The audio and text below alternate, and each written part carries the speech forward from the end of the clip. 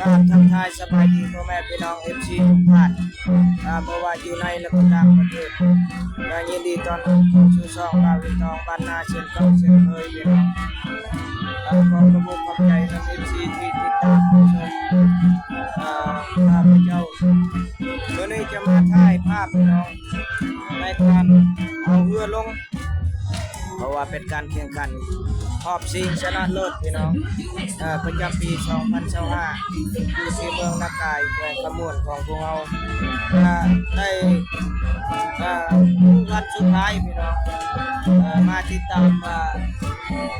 การชมเราจะได้ใช้ชนะเลิศก็ฝากติดตามกดไลค์กดแชร์คอมเมนต์มาเรื่องน้องที่มาเก็บภาพก่อนจะเอาเรือลงพี่น้อง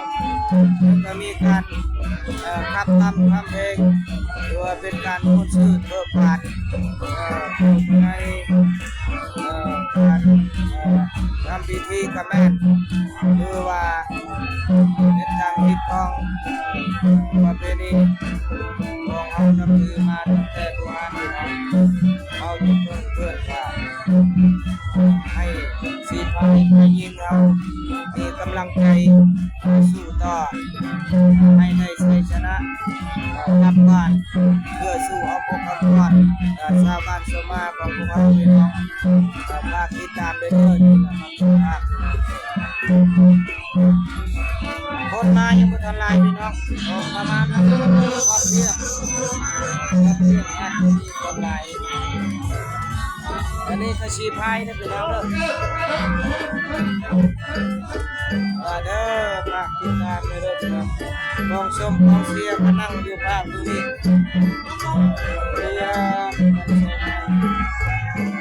กองเชียร์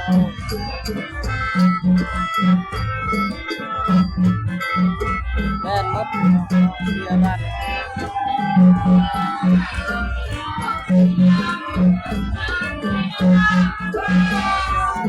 เข้าสู่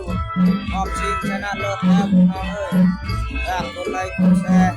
เพื่อส่งกำลังใจเชียร์ให้แก่ทีมงานบ้านโชมาเด้อพี่น้อง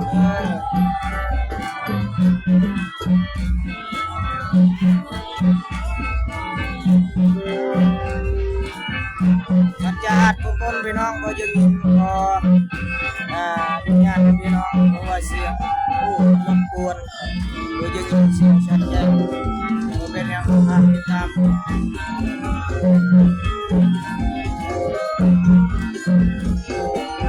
อ้เต้นยังว่างเพราะว่าคนมาเมื่อทันไรประมาณน้อยอีกประมาณ8-9 โมงเนาะ8-9 โมงคนจะมาเต็มภายในงานต้องมีการชื่ออย่างแน่นอนพี่น้องมาชาวบ้านจะมาเอากับความเพียรหน้าเป็นในการเข้าสู่การชิงชนะเลิศในรอบนี้